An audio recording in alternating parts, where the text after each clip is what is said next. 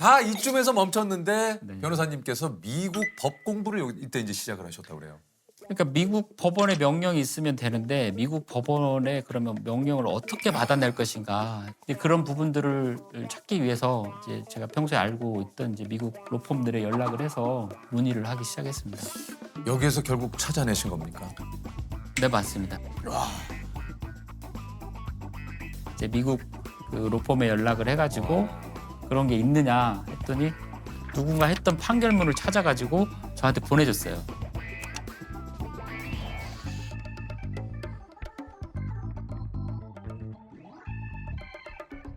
그러니까 미국에서는 소송 전에 그 상대방이 가지고 있는 그런 증거들을 이제 서로 수집해서 하는 그런 절차를 이제 디스커버리 제도라고 하거든요. 그래서 갖고 있는 증거들을 다 수집해서 이제 준비를 할 수 있는 그런 제도입니다. 아, 양쪽 이해 당사자 간에 네. 상대방에 대한 신원이라든가 이런 것들을 말 그대로 수집할 수 있는. 수집할 수 있는. 네. 아, 그런 법이군요. 네네네.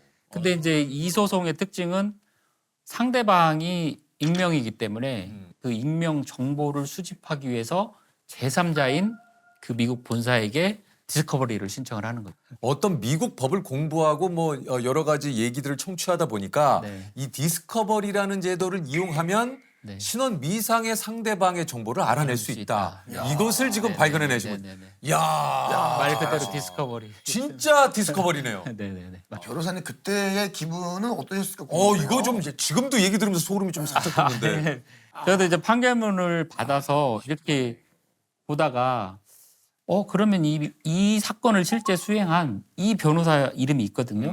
이 변호사에게 연락을 해보면 어떨까. 근데 그 판결문을 보니까 주소가 일본어로 되어 있는 거예요. 그래서 그분의 이름하고 그 사무실 주소로 검색을 해가지고 그 사무실에 연락을 했습니다.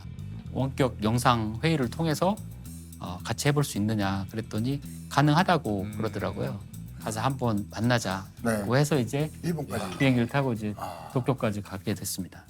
일본까지 직접 가서 나름의 가능성을 확인을 하고 네. 예, 이제 변호사님이 직접 미국 법원에 정보 공개 요청을 하시게 된 거죠. 그렇습니다.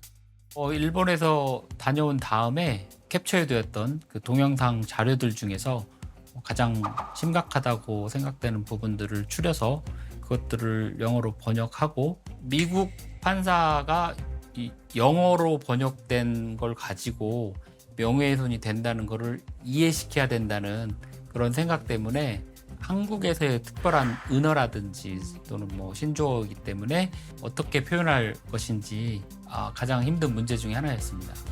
저도 잘 모르는 의미가 있었기 때문에 젊은 직원들에게 그 의미가 뭔지도 물어보고 또 인터넷을 찾아보면서 그 의미가 뭔지를 확인한 다음에 제 진술서를 첨부를 해서 미국 변호사에게 전달을 했습니다. 아니 근데 이제 이 과정에서 채널이 폐쇄가 됐다고 그래요. 미국 본사에서 이제 저희가 미국 법원의 명령을 받아서 송달을 시키면 이용자한테 통지를 해줍니다. 왜냐면 이렇게 누군가가 그렇죠. 너를 찾고 있다. 그렇죠. 그거를 또 안 해줄 수는 없거든요. 그 통보를 하니까 통보를 받은 날 계정이 삭제돼 버렸어요.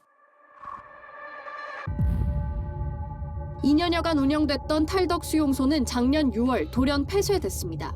이후 커뮤니티 사이트에 해킹으로 채널이 폐쇄됐고 연예인에게 죄송하다는 사과문이 올라왔지만 글은 곧 삭제됐고 작성자가 박 씨인지는 명백하게 확인되진 않았습니다. 야, 그러니까 이게 이제 정말 아까도 계속 얘기합니다만 이럴 줄 몰랐던 거잖아요. 전혀 몰랐던 거죠. 그리고 저희도 그 순간에 좀 당황을 했었습니다. 왜냐하면 이렇게 어렵게 해서 미국 본사에 미국 법원의 명령을 보냈는데 계정이 없어져 버리니까 정보도 사라지는 것 아닌가? 그런 이제 걱정을 했었습니다.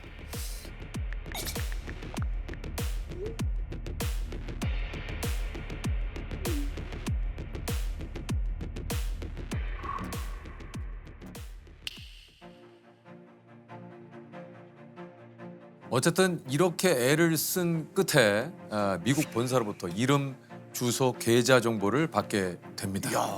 네. 이때 기분이 어떠셨습니까? 그때도 아직 안심을 못했습니다. 아, 진짜요? 왜냐하면 처음에는 아주 기본 정보, 가입자 기본 정보만 왔었거든요. 그래서 처음 받았을 때는 이거 가지고 어떻게 하지? 음. 그런 생각이 들었습니다. 그래서 두 번째에 이제 이름 주소가 왔었는데 미국 본사로부터 받은 정보와 국내에 그게 실제하는지 일치하는지를 또 해야 다를 되거든요. 수도 있으니까요.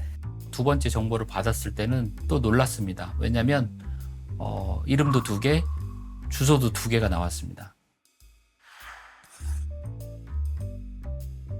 그 경우에 있어서 이제 저희가 생각해 볼 수 있는 경우는 2명의 공범인지 아니면 동일인인데 이름이 바뀐 것인지 그건 또 알 수가 없었기 때문에 불안감도 있고 또 실제 할까 그런 우려도 있었습니다. 국내에 이 정보가 없으면 또 거기서 끝날 수도 있기 때문에 금융 정보도 요청을 했고 최종적으로는 국내에서 주민등록 초본을 발급받아서 일치하는 걸 확인하고 그때 이제 최종적으로 안심이 좀 되셨군요. 성취감을 느꼈습니다. 성취감을 네, 찾았구나. 드디어 내가 찾았구나. 아무도 찾지 못했던 이 익명의 상대방을 찾아냈구나. 찾아내서 법정에 세웠구나. 그러니까 절대 잡히지 않을 거라고 생각을 했고 본인이 스스로가 그렇게 믿고 이런 짓을 계속했지만 결국 법정에 세우게 됐죠. 네. 이러시면 저기 신고할 거예요. 스토킹 처벌법 위반으로. 유튜브 채널 탈덕수용소 운영자 35살 박모 씨가 머리부터 발끝까지 검은 옷에 흰 마스크를 쓴 채 법정을 향합니다. 유명 아이돌 그룹인 아이브의 장원영 씨가 승소했습니다. 결국 1억 원의 손해배상을 청구하란 승소를 이제 받아내게 되는데 항소를 했더라고요. 네, 맞습니다. 예. 사실 이제 명예훼손 소송에서 개인에게 1억 원을 위자료로 명하기는 굉장히 큰 금액이거든요. 그렇죠. 그래서 네. 이제 불이 나게 항소를 하고 항소심에서는 이제 결국 5천만 원으로 감액이 돼서 인정이 됐습니다. 저희가 그 금액을 지금 회수 중에 있습니다. 아 지금 회수 중에 있는 거구나. 네. 가수 강다니엘의 사생활과 관련한 동영상을 올려 벌금 1,000만 원을 선고했습니다. BTS, 비와 정국, SM 엔터테인먼트 등 연예인들과 소속사는 박 씨를 상대로 소송을 제기했습니다. 누군가 고통을 받고 있는데 또 그것을 아무렇지도 않게 이렇게 영상을 계속 올린다는 게 참 저는 이해가 안 가거든요. 나중에 법정에서는 뭐 공익적 목적에 의해서 이게 어떤 공익이 있는 거예요, 변호사님? 뭐 알 권리 차원에서 뭐 아니면 뭐 자기도 인터넷상에 그걸 보고 진짜인 줄 알았다든지 뭐 그런 항변을 하긴 하더라고요. 여기서 한번 여쭤보겠습니다. 그 알 권리라는 것이 과연 어디까지 허용이 되는 거예요? 이게 맞는 얘기입니까? 근데 그 알 권리를 왜 그 사람이 충족시켜야지 그러니까요. 모르겠고요.